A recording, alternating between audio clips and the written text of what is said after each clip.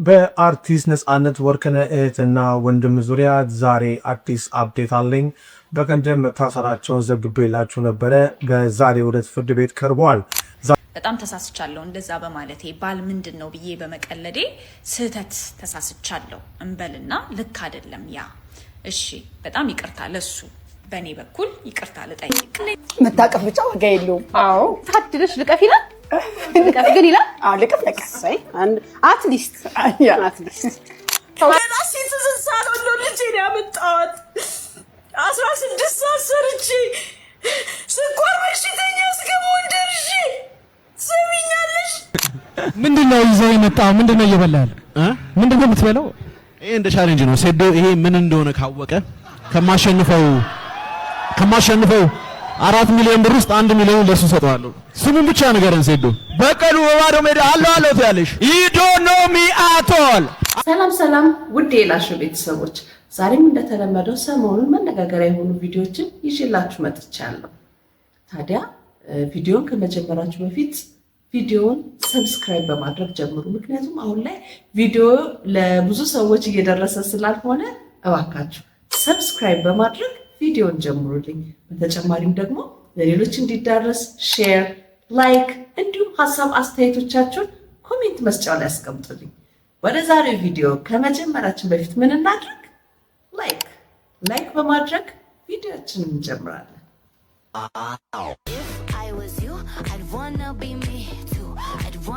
አረ ሉክ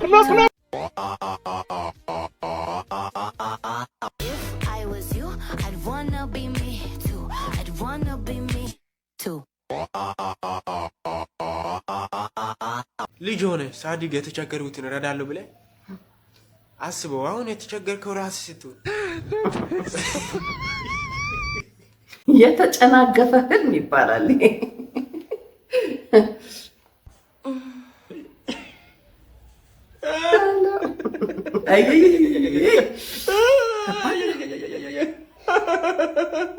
አንድ ማሳጠብ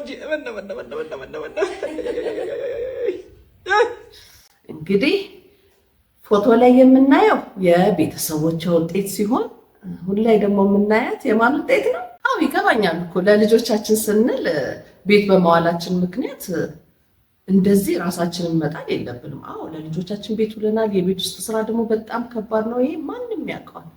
ሆኖም ግን በቃ በተቻለ መጠን ራሳችንን ብንጠብቅ መልካም ነው ብዬ እላለሁ። ድካሙ ቢበረታም ግን ለራሳችን ማነስ ያለብን አይመስለኝም። ስለዚህ ምንጊዜም ጥንቁቅ ብለን ራሳችንን ጥብቅ አድርገን ቢሆን ተመራጭ ነው። እንዲህ ባልየውም ደስ ይለዋል እኮ እውነቴን ነው፣ በእውነት ደስ ይለዋል። እስቲ ሞክሩት፣ እንደዚህ የማታደርጉ ሰዎች ሞክሩት። ገሌን ከታጠብኩኝ 1 ወር ሆኖኛል፣ ግን ጀጅ እንዳታረጉኝ ምክንያት አለኝ። ምክንያት ምን መሰላችሁ? እኔ ብሞት ይቀራታል እንጂ እንደዚህ 1 ወር ቆያታል እንጂ በቀዝቃዛው አልታጠብምና ሻወራችን ማሞቂያ ተበላሽቷል። ስለዛ በቀዝቃዛ ስለማልታጠብ ማሞቂያ እስኪሰራ ስጠብቅ 1 ወር የኔትኛ አንቺን ጀጃ እናረክሽኛ ጀጅ ካረግን የምናደርገው ባልሽ ነው። ባልሽ አፍንጫው ማሽተት እየቻለ እስካሁን አብሮሽ ነው ወይ የሚለው ነው እኛ ጥያቄ። ወይ ቦይለሩ ማሰራት ነበረበት፣ ካልሆነ ደግሞ በሶብም ቢሆን አሙቀሽ ገላሽን ታጠቢ ማለት ነበረበት። እኔ አሁን ባልሽን ጀጅ ለማድረግ በጣም የሚከብደኝ ለመሰሽ አንዳንድ ሰዎች ሲጋቡ እንግዲህ ያው ቃለ መሃላ ሲፈጽሙ በማጣቷም በማግኘቷም ጊዜ ብትወልድም መካም ብትሆን አብሬያት ሆናለሁ ብለው ይማማላሉ። እንግዲህ እኔ አንዳንድ ሽማግሌዎች በጣም ተንኮለኛዎች ናቸው። እንግዲህ አንቺን ኬዝ የሚያውቁ ሰዎች በመሽተቷም በመጠንባቷም ጊዜ አልለያትም ብለው አስምለውት ሊሆን ይችላል። ለዚህ ነው እኔ ባልሽን ጀጅ ማላረገው። ግን እኔ ምክር ምንድነው እኔት ወይ ፍሏ ምር ትሻለሽ ወይ ሶብራም ጥረሽም ቢሆን ማለት ነው ለቅለቅ። የምሬን ነው የምልሽ። አንድ ቀን አፍንጫው ሸተተ ጊዜ ምን ነገር ሊከሰት ይችላል ማለት ፈልጌ ነው። አመሰግኛለሁ። ምን ለሱ ብቻ ማለት አሁን ላይ ነው እንግዲህ ቦይለሩ ምናምንም ያው ከቅርብ ጊዜ ወዲህ የመጣ ነገር ነው። በአብዛኛው እናሸንፋለን ነው አይደል እንዴ ሲወሰድ የተኖረውና ምን ማለት ነው? በእንደዚህ አይነት አጋጣሚ ጊዜ ስቶቭ አለ፣ እርግጠኛ ነኝ ምግቧን ምናምን ታበስልበታለች አይደል እንዴ? ስለዚህ እሷ ላይ ውሃዋን ጣድ አድርጋ ትታጠብ፣ ምን ችግር አለው? ይሄ ምክንያት ሊሆን አይችልም። አይ የምን መግማማት ነው? እንዲማ አያስፈልግም።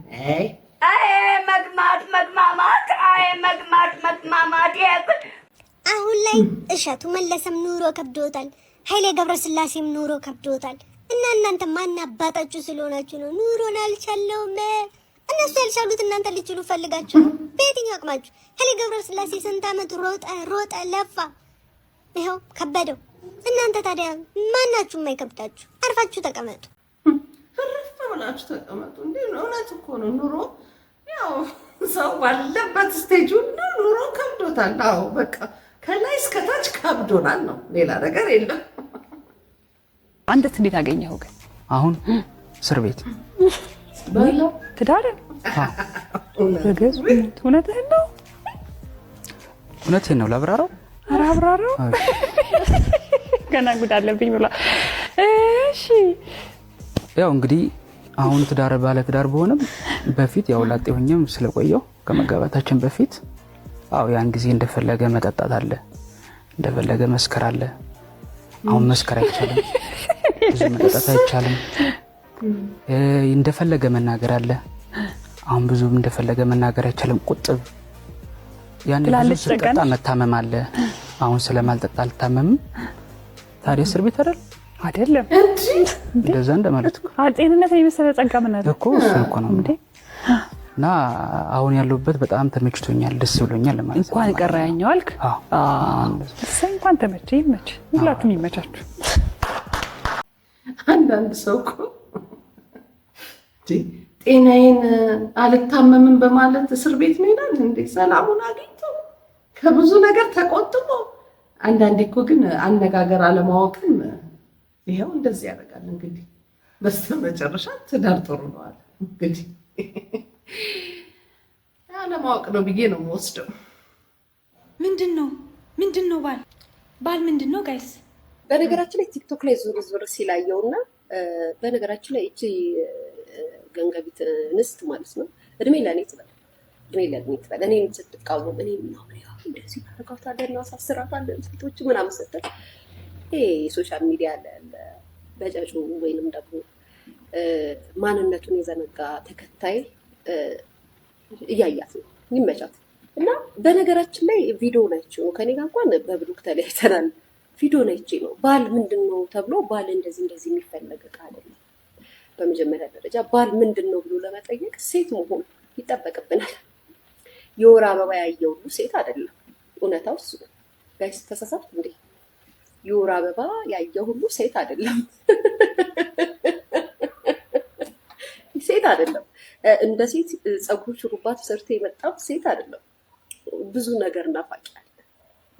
ባልማ የተከበረ አባት ነው።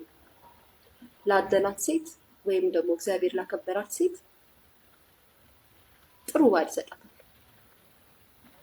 ባልማ መከበሪያ ነው። ባልማ አባት ነው። ባልማ ወንድም ነው። ስለ ባል የሚናገረው የባልን ነገር የሚያውቅ ሰው ብቻ ነው። በአባት ያደገ አባቱ ልጆቹን ተንከባክቦ ያሳደገ ሰው ስለ ባል ያውቃል። ካልሆነ ግን ባል ምንድን ነው? እቃ ነው? ፈርኒቸር ነው ተብሎ የሚጠየቁትማ ሚዲያ ላይ ሴትነታቸውን በእቃ የሚገዙ በገንዘብ የሚቀበሉ እነሱ ናቸው እንደዚህ አይነት ነገር የሚሰጡት። ባል ምንድን ነው? ምክንያቱም እንዲፈልገው ነው የሚወስዱት። እንደዚህ ፈልገው ባል ምንድን ነው? ንብረት ነው፣ እቃ ነው፣ ቁስ ነው፣ ገንዘብ ነው ብለው የሚወስዱት እያሉ የሚወስዱት ስለ ባል ትርጉም የማያውቁት ሸቀጥ የሆኑት እንስቶች ናቸው። ባልንማ ከቤተሰቦቻችን ትንሽም ቀን ቢሆን የባልን ልክ እናውቃለን በቤታችን ውስጥ። እኔ ግን ጋይስ ያልገባኝ ነገር ባል በዚህ ደረጃ እንዲናቅና ማለት እንዲዋረድ በዚህ ደረጃ የኢትዮጵያ ሕግ ፈቅዷል ማለት ነው። ላይክ ሐላል ነው ማለት ነው። ባል ቆሻሻ ነው ምናምን የሚባለውን ነገር አክሴፕት አድርጋችሁ ተቀበላችሁታል ማለት ነው። አልገባኝም። ለምንድን ነው ባል የሚለው ነገር ሲነሳ ወንዶችስ የወንድነት ሞራላችሁ የማይመጣው? በሁሉም ጫማ የምትመዘኑት አባት መከበሪያ ነው፣ ሽማግሌ መከበሪያ ነው ይባላል። አሁን በሶሻል ሚዲያ በእነዚህ ገንገቢት ማህበሮች ሽማግሌ ውሸታም እንደሆነ ነው ደጋግሞ የሚነገር። ሽማግሌዎች የሀገር ሽማግሌ ትላልቅ ሰዎች ምናምን ውሸታሞች እንደሆኑ፣ የሃይማኖት አባቶች በጣም ውሸታም እንደሆኑ እየተደጋገበ ሲነገራል። ትንሽ ሰዎች ባጠፉት ሁሉም እየተጨፈለቁ ሲወቀሱና ሲሰደቡ ሪያሊቲውን አምናችሁ ተቀብላችሁ ትክክል ነው እያላችሁ እያጨበጨባችሁ ነው። ግን አይደለም ጋይስ፣ እውነታው ይሄ አይደለም። ልንገራችሁ ባል የሚለውን ቃል የባል የወንድና ሴት የሚስትነትና የቤተሰባዊ ነገርን ፈጽሞ ከኢትዮጵያ ለማጥፋት ተታክተው እንደዚህ ብለው እየሰሩ ነው ያሉት። እንደዚህ ብለው ማለት ነው። ባልን የሚያውቀው የተከበረች ሴትና ሴት የሆነች ሴት ብቻ ናት ስለ ባል የምታውቀው። ስለ ባል እኔ አላውቅም በባሌ ተቃጥያለሁ ምናምን። አዎ ሁሉም ሴቶች በባሏ አዝናለች። ሁሉም ሴት በባሏ አልቅሳለች። ይሄ ግን ሁሉም ቤት ነው ማለት አይደለም። ሁሉም ባል አናዳጅ ነው አይደለም። ሁሉም ባል በዳይ ነው አይደለም። ምርጥ አባቶች አሉ፣ ምርጥ ወንዶች አሉ፣ ለሚስቶቻቸው ታማኝ፣ ለቤታቸው ማገር የማይደፈሩ፣ ለልጆቻቸው ቆንጆ አባት የሆኑ ደግሞ ወንዶች አሉ። እችኛዋን ቤት ስለበደለና እችኛዋን ቤት ስላስለቀሰ ያችን ቤት ችት ስላረገና እዛ ቤት ሄዶ ነገር ስላደረገው ሁሉም ወንድ አይደለም። ከዚህ ቪዲዮ ጋር ተያይዞ ብዙ ተቃውሞችን ያስተናገደችው ጆርዲ በራሷ የሶሻል ሚዲያ ላይ እንዲህ በማለት የይቅርታ ቪዲዮ ሰርታለች። እስኪ አይተነው እንመለስ።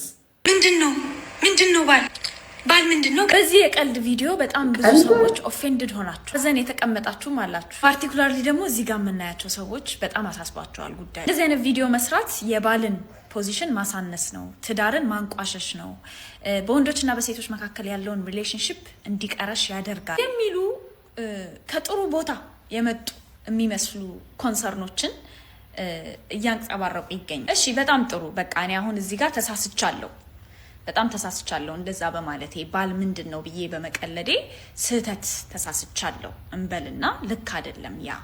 እሺ በጣም ይቅርታ ለሱ በእኔ በኩል ይቅርታ ልጠይቅ። ጥያቄ ግን በጣም ብዙ ባለትዳሮች ቲክቶክ ላይ ሚስቶቻቸውን ለቀልድ፣ ለፕራንክ፣ ለኮንተንት ስክሪፕት ውስጥ እያስገቡ በጥፊ እየመቱ እየተሳደቡ እያመናጨቁ ቪዲዮ ሰርተው ፖስት ሲያደርጉ እናንተ ስፔሻሊ እዚህ ጋር ያላችሁት ሰዎች እንዴት እነዚህ ነገሮች ላይ አልተናገራችሁ? ለኮንቴንት፣ ለቀልድ፣ ለሶሻል ሚዲያ ፋን ተብሎ ሚስትን እየደበደቡ ሚስትን እያንቋሸሹ ሚስትን እየሰደቡ ቪዲዮ ቀርጾ ፖስት ማድረግ ትዳርን አያንቋሸሽም? ሚስትን ቦታ አያሳንስም? የሚስትን መጨቆን፣ የሚስትን መመታት፣ የሚስትን መሰደብ ልክ እንደሆነ ትውልድ ላይ አያስተላልፍም? ልክ አሁን እኔ ስለ ባል ስቀልድ ሰምታችሁ እንደተናገራችሁት ለትዳር ተቆርቁራችሁ፣ ለቤተሰብ ተቆርቁራችሁ፣ ለባል ተቆርቁራችሁ እንደተናገራችሁት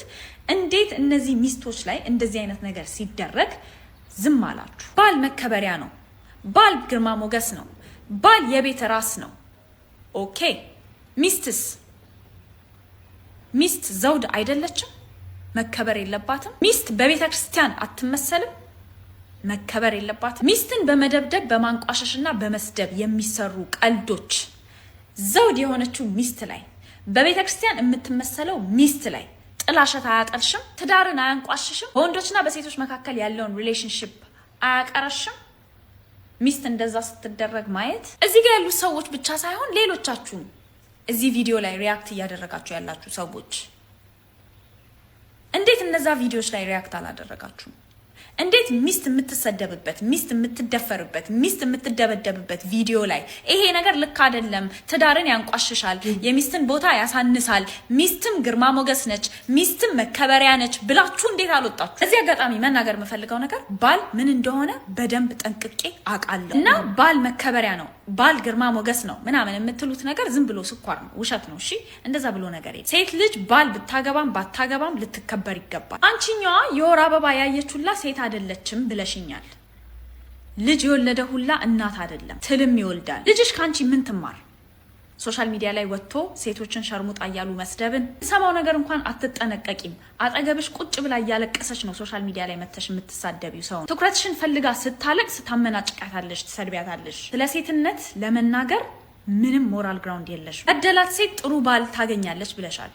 ጥሩ ባል የለሽም አንቺ። ስለ ጥሩ ባልም ምንም የምታውቂው ነገር የለም። ወንድ እንደፈለገ የተጫወተብሽ ሴት ነሽ። ስለ ሴትነትም ስለ ትዳርም ስለ ጥሩ ባልም ምንም እውቀት የለሽም። ምንም አይነት ስብከት መስበክ አትችይም ስለ እነዚህ ነገሮች። አንተኛው ደግሞ this is a man's world የሚለውን ዘፈን እየተጠቀምክ ምንም አይነት አቅም ሴቶች እንደሌላቸው የሚያሳይ ቪዲዮ ሰርታ እና እኛ ፌሚኒስቶች ባል ብናገባና ያ ባል በጥፊ ብሎ አንገታችን ላይ ቢቆም የምንጠራው ወንድ ፖሊስን እንደሆነ ለማውራት ሞከረ። ወንዶች ጉልበተኛ ስለሆኑ ምንም ማድረግ እንደሚችሉ ለማሳየት ነው እየሞከርክ የነበረው። ያ ደግሞ የሴቶች ትልቁ ችግር ነው። ሴቶችን ተጨፍላቂ፣ ተገዳይ፣ ተደብዳቢ፣ ተደፋሪ ያደረጋቸው የወንዶች ማን አለብኝነት፣ እኔ ጉልበተኛ ነኝ፣ እኔ ነኝ እንደፈለኩ ማድረግ የምችለው የሚለው አመለካከት እዛ ቪዲዮ ላይ ስታራምድ የነበረው አመለካከት ጨቋኝ አመለካከት ነው። ጉልበት ስላለኝ የፈለኩትን ነገር ማድረግ እችላለሁ፣ ስለዚህ አርፋችሁ ተቀመጡ ነው እያልክ ያለው። አንተም ስለ ጥሩ ባል ስለ ጥሩ ወንድ የመናገር አቅሙ የለህም። ጥሩ ወንድ ጥሩ ባል ነህ ብዬ አላምንም። እኔ እንዳንተ አይነት አስተሳሰብ የሚያራምዱ ሰዎች በጉልበታቸው የሚያስቡ ናቸው። በጉልበታቸው የሚያስቡ ሰዎች ደግሞ ጨቋኝ ናቸው። ቴንክ ዩ። እንግዲህ እያለች ያለችው ቀልድ ነው፣ ለቀልድ ብዬ ነው የሰራሁት ነው እያለች ያለችው። እኔ ግን ቀልድ መሆኑን ለመቀበል ትንሽ ይከብደኛል። ምክንያቱም በብዛት በፌሚኒስት ዙሪያ ላይ ስለምሰራ ለወንዶች ያላትን አመለካከት ሁላችንም የምናውቀው ነው እና በሰፊው እነሱ ስትቃወም ነው የምናያት እና እሱ ላይ ተንተርሳ ይሄን ነገር ተናግራ በዛ ቀልድ ነው ብትል ለመቀበል ይከብዳል። እኔ ከብዶኛል፣ ቀልድ ነው ብዬ ለመቀበል ትንሽ ይከብዳል። ለማንኛውም ግን እስኪ እናንተስ ምን ትላላችሁ?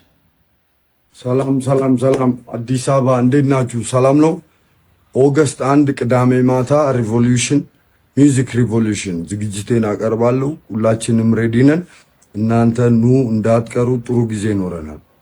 ኦገስት 1 ቅዳሜ። ሙዚቀኛ አብዱኪያን ይሄንን ቪዲዮ በራሱ የሶሻል ሚዲያ ላይ ካጋራ በኋላ በአብዛኛው መነጋገሪያ ሆኗል እና በተለያዩ የሶሻል ሚዲያዎች ላይም ሰው የራሱ የሆነ አስተያየት እየሰጠን ያለው እና ከነዛም መካከል ጤናህ ላይ አተኩር፣ እንዳናጣ፣ እንወድሃለን እያሉ የተለያዩ መልእክቶችን እያጋሩ ይገኛሉ እና ይህም ሆኖ ታዲያ አንዳንድ መልእክቶች ደግሞ ወጣ ያሉም አሉና አውቃለሁ፣ ይገባኛል። ስለምንወደው ነው ትኩረትም ሰጥተን ይሄንን ነገር እያልን ያለ ነው። ሆኖም ግን አንዳንድ ጊዜ ደግሞ ያው የሚሰማውን ወገን ባለቤቱን ማለት ነው ሊጎዳው ስለሚችል እንደው ትንሽ ቆጠብ ብንል። አንዳንድ አስተያየቶች ደህና ናቸው፣ ግን አንዳንዶቹ ደግሞ ሟርት የሚመስሉም ስላሉ ያው የእሱን ስሜት ከምንጎዳው ብንቆጠብ ብዬ እላለሁ። እናንተም በዚህ ጉዳይ ላይ ያላችሁን ሀሳብ አስተያየት ብትሰጡ ደስ ይለኛል።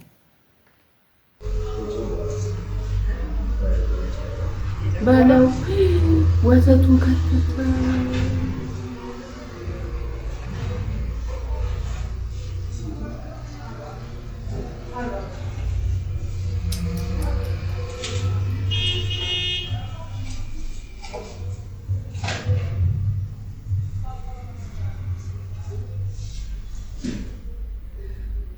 እኔ በካሜራ ውስጥ ያለ ነገር እኔ ወዲያውኑ አክሽን ሲወሰድበት አጋጥሞኝ አያውቅም። በብዛት ይሄ ነገር ይከሰታል። ከዛ በኋላ ሰው ምንድነው የሚለው? አፋልጉን ነው የሚለው። ይሄን ሰው ካያችሁ ይሄ ሰው ሌባ ነው አይነት ነገር ነው የሚባለው። ግን አንዳንድ ቦታዎች ላይ ለምሳሌ ጨርቃ ጨርቅ ልብስ ምናምን የሚሸጥባቸው ቦታዎች ላይ አለች ፒን ነገር ሴንስ የምታደርግናት ያቺ ነገር ልብሱን ትለካና ምን ትላለህ? ያው ባለማሽን የራሷ የሆነ ማሽን ያላት በዛ ነው የምትነቀለው። ክፍያን ስትፈጽም ትነቅላለህ። ከዛ ውጭ ግን ሰው አላየኝም ብለህ ልክ እንዳሆኑ ልጅ ቦርሳ ውስጥ ብትከት ልክ ስትወጣ በር ላይ ሴንሰሩ ይጮሃል፣ ወዲያው ትያዛለህ ማለት ነው።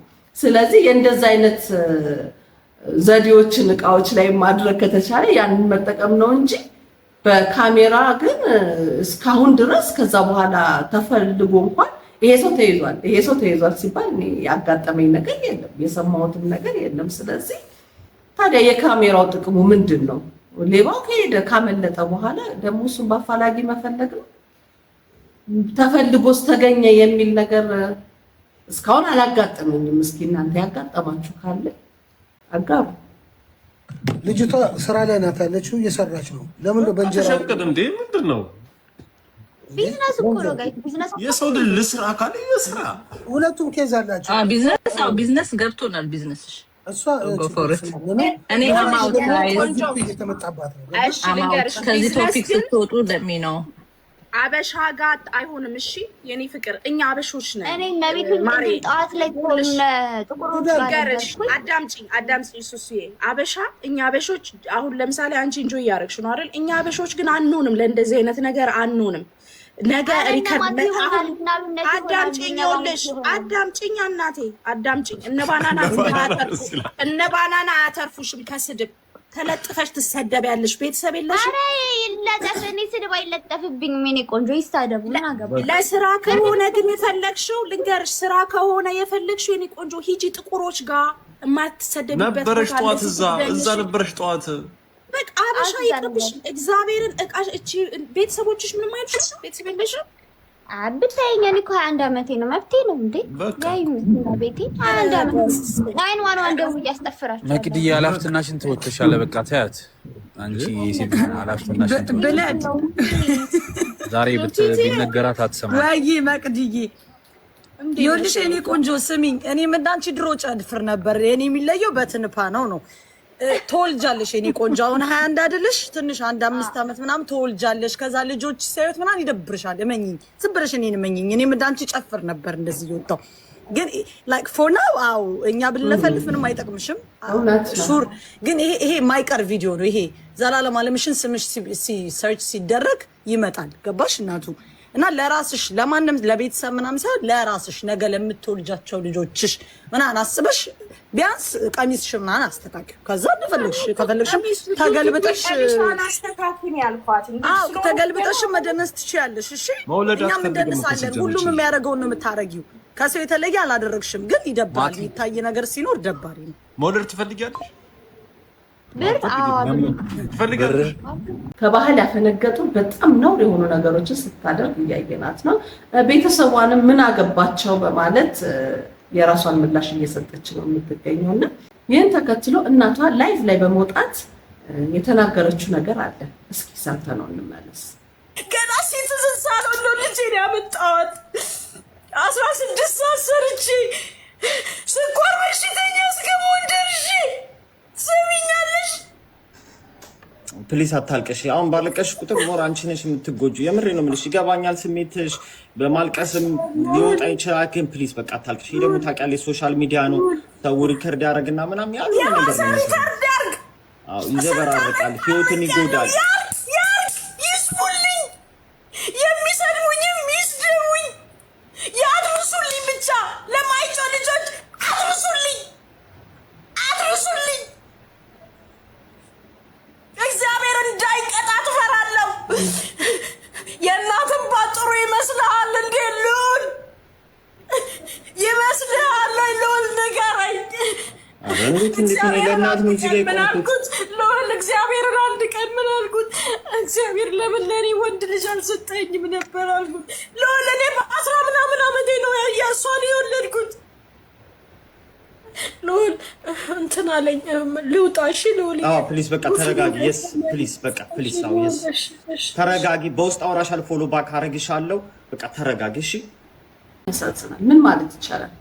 የእናት እንባ በጣም በጣም በጣም መጥፎ ነው። እውነት በጣም ከባድ ነገር ነው። እናት እንደዚህ አዝና ስታለቅስ ማለት የዚች ልጅ ወደፊት እጣ ራሱ በጣም በጣም በጣም የሚያስፈራ ሁኔታ ላይ ነው ያለውና እንደው ፈጣሪ እግዚአብሔር ወደ ልቦና ይመልሳት ነው የምለው። ሌላ ምንም ልል አልችልም። ሌላው ደግሞ በአካባቢያ ያሉት ይህንን የሷን ነገሮች የሚያዩት እባካችሁ ከእንደዚህ አይነት ነገር ተቆጠቡ፣ ይህንን ነገር አድርጊ እያላችሁ ከማበረታታት ይልቅ ይቺ ልጅ እህታችሁ ትሆናለች፣ ልጃችሁ ትሆናለች። ስለዚህ እባካችሁ ልክ እንደራሳችሁ ሰው አስባችኋት ያንን ነገር ላድርግ እንኳን ብትል ነው አይቻልም እያላችሁ ብትመክሯት እንጂ ከምታበረታቷት ይልቅ ይህን ነገር ብታደርጉ ወይ ትለወጣለች ብዬ አስባለሁ። ግን ከባድ ሁኔታ ላይ ነው ያለችው። ፈጣሪ ልቦና ይስጣት ነው የሚባለው። እውነት ከዛ ውጭ ሌላ ምንም ሊባል አይችልም። በጣም ነው ግን የሚያሳዝነው። በጣም አሁን ላይ በሶሻል ሚዲያ እየሰማን ያለነው ነገር ይሄኛው አሁን በዚህ በባለፈው ሳምንት ያቺ በአይፎን ገዝታ በቴሌግራም ላይ የገዛሁት ፎቶዬን እየሸጥኩኝ ነው ያለችው አለች። እንደሰማነው አንዷም አይፎን 17 ይዛ ማን የገዛልሽ ስትባል ቴሌግራም ላይ ገዛልኝ ገለዋን ፎቶዋን በቴሌግራም በመሸጥ ነው እንግዲህ ይሄንን ነገር እየተናገረች ያለችው እያገኘች ያለችው ማለት ነው። አሁን ደግሞ ይችኛው ወጣ ልክ እንደዛ አይነት አክሽን ለምን በእንደዚህ ሁኔታ ሴቶች ትንንሽ ሴቶች እህቶቻችን ይጠቃሉ? ይሄ ነገር እየተለመደ ሲመጣ ወደ ኖርማል ነው የሚሄደው። ስለዚህ በቃ ሚዲያው ላይ መውጣት የለበትም ባይ ነኝ። እንደዚህ አይነት ነገሮች በእኛ በሀበሾች አያምርም። በቃ በማንም አያምርም። ሰው በሆነ ሰው እግዚአብሔር ክቡር ፍጡር አድርጎ ፈጥሮ እንደዚህ ሜዳ ላይ የምንሆነው ነገር ግን በጣም በጣም የሚያሳዝንና የሚያስጠላ ነገር ነውና እባካችሁ ከእንደነዚህ አይነት ድርጊቶች ተቆጠቡ፣ ወይንም ሚዲያ ላይ አታምጡት። ይሄን አይነት ነገሮች ሚዲያ ላይ አይምጣ። ምክንያቱም እየተለመደ ኖርማላይዝድ ነው የሚደረገው። በቃ ከዛ በኋላ እንደ ኖርማል ሊታይ ነው፣ እንደ ነውር መታየቱ ይቀራል ማለት ነው። ያ ከመሆኑ በፊት አሁን ላይ መቆም አለበት ነው የምለው። እንደዚህ አይነት ነገሮች በሶሻል ሚዲያ መጋራት ያለባቸው አይመስለኝም። የእግረኛው ሚዲያ ባለቤት ተክለ ሃይማኖት አዳነ መያዙን ሰማን። በተፈጥሮ ምክንያት የያዛት ክራንች አለች። ያቺ ክራንች አሁን ላይ እስር ቤት ይዟት ይገባል ወይስ እንዴት ነው የሚሆነው? ነው በክራንቹ ልታሸማቅቀው አትችልም። ሰላም ደጉሎ ነኝ። ሁላችሁም ይህን ቪዲዮ ሼር፣ ኮፒ ሊንክ፣ ሪፖስት እያደረጋችሁ እዚህ ማህበራዊ ሚዲያ ላይ የሚደረጉ ህገወጥ ተግባራትን፣ የሰው ሞራል የሚነኩ ነገሮችን፣ በደሎችን እንድትቃወሙ በማክበር እጠይቃለሁ። እንግዲህ ቀደም ሲል የተላለፈው ንግግር አንዳንዶቻችሁ በየዋህነት ልትረዱ ትችላላችሁ። ነገር ግን በአውንታ በርሲሳና በእግረኛው ሚዲያ መካከል ከሰሞኑ የተፈጠረው ነገር ከግምቱ ስታስገቡና እንዲህ እንደምትመለከቱት በኮሜንት ሴክሽን ላይ ብዙ ሰው በተረዳበት መንገድ ስትረዱት ሆን ተብሎ የተነገረ የጥላቻ ንግግር እንደሆነ ትረዱታላችሁ። እንግዲህ በሀገራችን ግልጽ የሆነ ህግ አለ። ይኸውም የአንድን ሰው አካል ጉዳተኝነትን መሰረት ያደረገ የጥላቻ ንግግር ማድረግ በህግ በወንጀል እንደሚያስጠይቅ ተደንጎ ይገኛል። እግረኛው ሚዲያ በዚህ ነገር ላይ በጣም እርግጠኛ ሆኜ እናገራለሁ፣ ህጋዊ እርምጃ ይወስዳል። ከዚህም ባሻገር በአካል ጉዳተኞች መብት ዙሪያ የሚሰሩ የተለያዩ ድርጅቶችና ግለሰቦች አላችሁ፣ በውስጥ መስመር ኮንታክት እንድታደርጉኝ በማክበር ጠይቃለሁ። እንዲህ ያሉ ነገሮችን ሰዎች ወደው ፈቅደው ባላደረጉት ነገር ላይ በተለይም ደግሞ በአካል ጉዳታቸው መሳለቅና እንዲሸማቀቁ ማድረግ ሞራሊም ትክክል አይደለም፣ ከህግ አንጻርም ተጠያቂነትን ሊያስከትል የሚችል ነገር በመሆኑ ልንቃወመው ይገባል እላለሁ። አመሰግናለሁ። ይህ ነገር ለጥያቄ የሚቀርብ አይደለም። ለማወቅ ሳይሆን ሆን ተብሎ ለማሸማቀቅ የተደረገ ነገር ነው እኔ የሚመስለኝ። ይህ የኔ አመለካከት ነው። እናንተስ ምን ትላላችሁ? ጃኒ በፍቅር ተጎድታ ታውቃለች? አፍቅሬ ማልቀስ አልችልም፣ ተጎድቼ ማልቀስ አልችልም። ለጃኒ ያለቻት ጃኒ ናት። ወሬ አልወድም፣ ተግባር ነው የምወደው። የኔ ቆንጆ ጓደኛዬ፣ ፍቅረኛዬ ምን አልልም። እንደዚህ በተግባር ምን ያስደስተዋል? እንዲያርጊ እንዲያታርጊ እያለ የሚመራሽ የቤተሰብ አባል አልነበረም። ራስሽ ለራስሽ ነው የነበርሽው እና ይህን አይነት አስተሳሰብ ራሱ እንዴት አገኘሽ? ከካሜራ ጀርባ ያለችው ጃኒ ደግሞ ኃላፊነት ያለባት የነገ ብዙ የሚያስጨንቃት ህልም መኖር የምትፈልገው ከአንድም ሁለቴ ጥፋት አጥፍቻለሁ፣ ስህተቴን አንድ ቀን ደግሜ አላውቅም። በጣም ስለሚወድሽና ስለሚሳሱልሽ ይሆን አንዳንድ ጊዜ በጣም ስትወደጅ ሲሳሳልሽ ከአንቺ የሚወጣው ነገር ሁሉ ፐርፌክት እንዲሆን ይጠበቃል። ሰውነትሽ ሁሉ ይረሳል። እኔም ሰው ነኝ እኮ እንደነሱ። ከ5 ዓመት በኋላስ ጃኒ የት እንጠብቃት? የልጅነት ልበልሽ አይኑ ውስጥ ጣት አለ ይጫወተኛል፣ ጣት ውስጥ አይደለ ያባብለኛል፣ የልብ ፒያኖ የሱ ሙዚቀኛ። በዚህ አጋጣሚ ካየኸው የሚያስያስክብኝ ምንም አታውቅም ብለን ጃኒ እግዚአብሔር ምንም አታውቅም። 15 ቀን ያጠናሁት ብታምኝም ባታምኝም 15 ቀን ልፋት ነው። የ15 ቀን ልፋት በፊት ፎቶ ወጣ እና ምን ችግር አለው ታዲያ? የድሮ ስታይል እኮ ነው። በዛ ሰዓት ያፎቶ ስታይል ነው። በህይወትሽ ውስጥ ያጋጠመሽ ከባድ የምትይው ፈተና አለ ወይ? ሙቻለሁ ብዬ የተነሳሁበት ቀን። የፍቅር ህይወት ለተመልካች እንደዚህ በግልጽ መታየቱ የራሱ የሆነ ጉዳት አለው አይደል? ሁሉ ሰው ሲያውቀው የሁሉ ሰው ይሆናል። ሪሌሽንሺፑን ትረሹና ፎከስ የምታደርጉ ተመልካቹ ጋር ነው። ሰው ምን ይለኛል? ያ ብሬክ አፕ አድርጎ በእኛ የሚጽናናል። ደግሞ አንቺና እሱ እንኳን ለመታረቅ ብትፈልጉ የፍቅር ህይወታቸውን በሙሉ ሚዲያ ላይ የሚያወጡ ሰዎች በአብዛኛው የመቀጠል ቻንሳቸው በጣም የጠበበ ነው እና ሲለያዩ ነው የምናያቸው። ምክንያቱም እንደተናገረችው ነው የራሳቸውን ጉዳይ በራሳቸው መያዝ ሲችሉ የህዝብ ጉዳይ ካደረጉት ስለ ህዝቡ ነው ማሰብ የሚጀምሩት። ስለ ራሳቸው ማሰባቸው ይቀራል። በዛ መሀል ነው እንግዲህ እንዲህ አይነት ነገሮች የሚፈጠሩት እና እኔም የፍቅር ህይወታቸውን በሙሉ ሶሻል ሚዲያ ላይ የሚያወጡትን ሰዎች አልደግፍም። በቃ የተወሰነ ካሳዩ ከዛ በኋላ ብዙም አስፈላጊ ነው ብዬ አይደለም። እኔ ያንን ከማይደግፉት መካከል ነኝ። እኔ ብዙ አልደግፈውም እንዲህ አይነት ነገር። የፍቅር ጥያቄ አልመጣልሽም? አዎ። ከዛስ መጣ።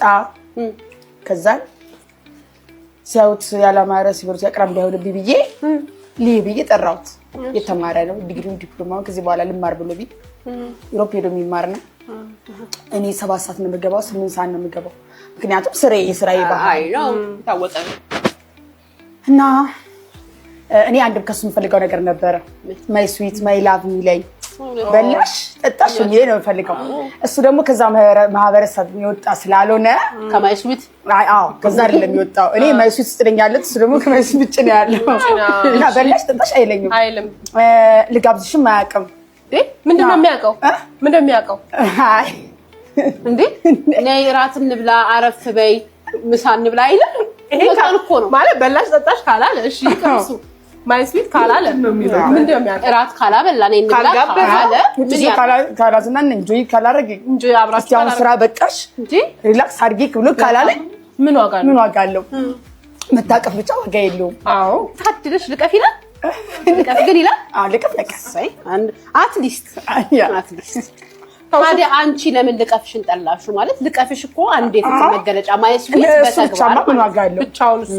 ይሰራል ነው እውነቷን እኮ ወስዶ እንጂ ካላረገኝ ምን አማረሽ ካላለኝ ሪላክስ አድርጊ ብሎ ካላለኝ ምን ያደርግልኛል እውነት ነው እንዴ መጥቼ ማመተኛ መተኛ ማሻንጉልት ቆለሽበት ባለ ያለ ምን ዋጋ አለው ለምሳሌ ያው የእቺኛ ከመኪኔ ጋራ ባል አድርጌው መኪና ውስጥ ጀት መሄድ አሻንጉልቴ ናት ቀዩ አሻንጉልቴ ስትተኛ ያው አብራሽ ተኛለሽ መኪና ውስጥ ቁጭ አደርጋታለሁ ባሌ ነው እዚህ ደግሞ ስመጣ ደግሞ ሌባ እያስቸገረኝ ስለነበረ ጎን ያስተኛዋለሁ ማን ሌባ ይከላከላል ይሄ ነው ባላ ኦኬ ታዲያ አሁንም ጠላሽቷ ቡና እንደሰጠው ሌባ ይከላከላል እንዴ ያንቺ ነው ባሌ በቃ ሰማሽ እንደዛ 7 ሰዓት 8 ሰዓት ስገባ ድራይቭ ሳደርግ በጎን ያስቀምጬ ጃኬቴና ልብስና ይዤ እመጣለሁ ሰው እኔ አሁን ላይ ለቲጂ አገልግል ያስፈልጋታል ብዬ ማስበው በቃ ጥሩ አማካሪ በቃ ስለ ንግድ ስራዋም ቢሆን ስለምትሰራውም ስራ ምክንያቱም ጉልበት ያላት ልጅ ናት መስራት የምትችል ልጅ ናት የመስራት ፍላጎቱም አላት እና በቃ ጥሩ የሆነ አማካሪ ያስፈልጋታል ነው የምለው በእውነት ሌባ ላመሉ ዳቦ ይልሳል የሚባለው በጣም ነው የተናደድኩት ስሙ እዚህ ደብረ ዘይት ኩሪፍቱ መታችሁ የሰውን ጫማ በማወቅ ሆነ ባለማወቅ ኤርገንዶ ነጠላ ጫማ ሰርቃችሁ የምትሄዱ ሰዎች እንዴ ምንድነው አደብ ግዙ እሺ ይሁን እሺ የኛ ከጠፋ እንኳን የእናንተ የት ሄደ እንዶ ተቀያይሮባችሁ ሳታቁኑ እንኳን ቢባል የት ሄደ ይስፋንም ይጥባበንም ይሄ መሬት ከሚያቃጥለን የእናንተን እናል መነጽር የለም ነው የምታዩት የሰበሰቡ ከኤርገንዶ በኋላ የተሰበሰበ መነጽር ነው እንዴት ነው ነገሩ አሁን ደግሞ ኤርገንዶ ቀርቶ መነጽር መሰብሰብ ጀመሩ በርግጥ ይሄ ነገር እኔንም አጋጥሞኝ ነበር ሶደሬ ላይ እንደዚሁ ጫማችን አውልቀን ወደ ውሃ ከገባን በኋላ ስንመለስ የኔን ጫማ አላገኘሁትም ነበር ነጠላ ጫማ ማለት ነውና እንዳለችው ነው ምትክ ነበር የሚፈለገው ማለት ነው ምትኩ ራሱ አለመገኘቱ ተሳስተው አርገውት ነው ብለ እንኳን እንዳታስብ ምናልባት ተመሳስሎባቸው ነው ተብሎ እንኳን እንዳይታሰብ ምትኩ የለም በቃ እውነቷን ነው እንዲህ አይነት ነገር አያድርስ ነው የሚባለው ግን ደግሞ ወደ መነጽር ከተቀየረ ደግሞ የባሳት ተምጣና እንጂ እቺማ ምን ጭድ የሞላት መዳበራ ለዚህ ልጨረቅ እንዴ ለዚህች እኔ ተጨንቄ ማላቅም የስ መድረኩ ነው እኔ መድረኩን ሰውም የራሱ ዋጋው ቫልዩ እንዲያውቅ አድርጌዋለሁ እያንዳንዱ ታውቀዋለህ ይሄን ደግሞ ቫልዩአችን አስከብረን ነው እዚህ የተገኘ ነው ማለት ነው ዩጋሪ ታገኘኛ አበሻ ወደ በቀሉ ስንመጣ ደግሞ ወደ በቀሉ ስንመጣ እዚህ መድረክ እንድትመጣ ያረኳት እኔ ነኝ እኔ ምንም አልሰማሁትም አልገባኝም ራሱን አርቲኩሌት ማድረግ አይችልም ግን በቀሉ እኔና ሰዶ ቀንሽ ደረሰ በቀሉ ቀንሽ ደረሰ በቀሉ በቅዋ በቅዬ በቀሉ በቅዬ በቀሉ በቀሉ በቀሉ ቀንሽ ደረሰ በቀሉ በቀሉ በቀሉ ቀንሽ ደረሰ በቀሉ ተዘጋጅ በቁዬ ምንድነው ይዘው የመጣው ምንድነው እየበላል ምንድነው የምትበላው ይሄ እንደ ቻሌንጅ ነው ሴዶ ይሄ ምን እንደሆነ ካወቀ ከማሸንፈው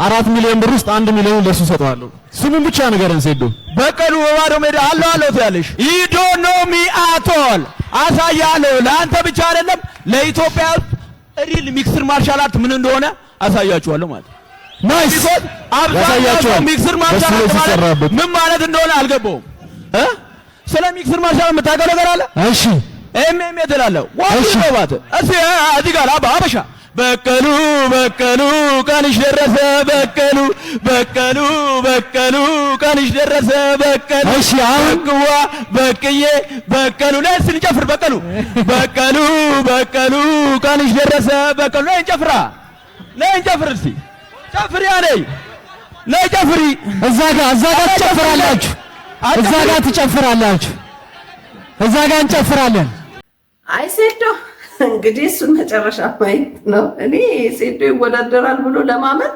በጣም ይከብደኛል። አላውቅም እንግዲህ አሁንም ቢሆን የራሱ የሚመጣበት መንገድ አለው ብዬ ነው የማስበውና ከባድ ነው በሴዶ ላይ እንግዲህ አሁን የመጨረሻው ቀን መጥቷል። ምን እንደሚል አይታወቅም። ባለፈው በቃ በስተመጨረሻ በቃ ይፋለማል ተብሎ ሲጠበቅ እናቴ ትቆጣኛለች አለ። እንግዲህ አሁን ደግሞ ምን እንደሚል አላውቅም። እኔ እለቱ ደርሶ እናየው ይሆን? ይሄ ጥያቄ ነው የሆነብኝ። እስኪ የምናየው ይሆናል። በአርቲስት ነፃነት ወርቅነህ እህትና ወንድም ዙሪያ ዛሬ አዲስ አፕዴት አለኝ። በቀደም መታሰራቸውን ዘግቤላችሁ ነበረ። በዛሬው ዕለት ፍርድ ቤት ቀርበዋል። ዛሬ ስላችሁ በእኛ አቆጣጠር ሰኞ ነው።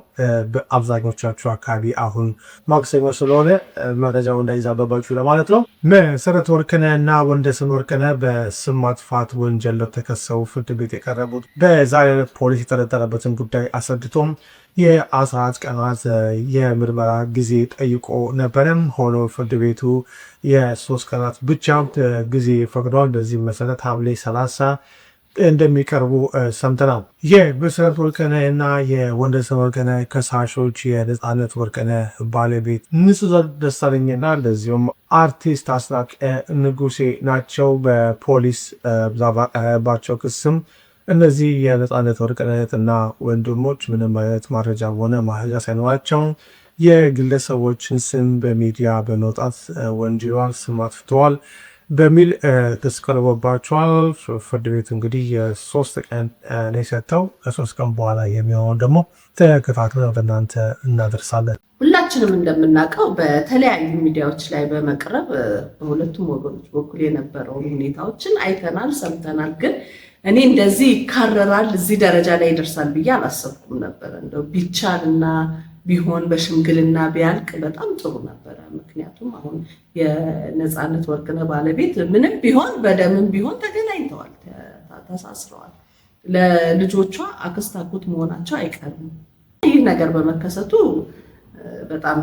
በጣም ያሳዝናል። ሆኖም ግን ያው የፍርድ ቤት ሂደቱ ይህንን ይመስል ነበረ። ከ3 ቀን በኋላ ቀጠሮ ተሰጥቷል። የውሳኔውን ሂደት ደግሞ እየሰማን የምናሳውቃችሁ ይሆናል።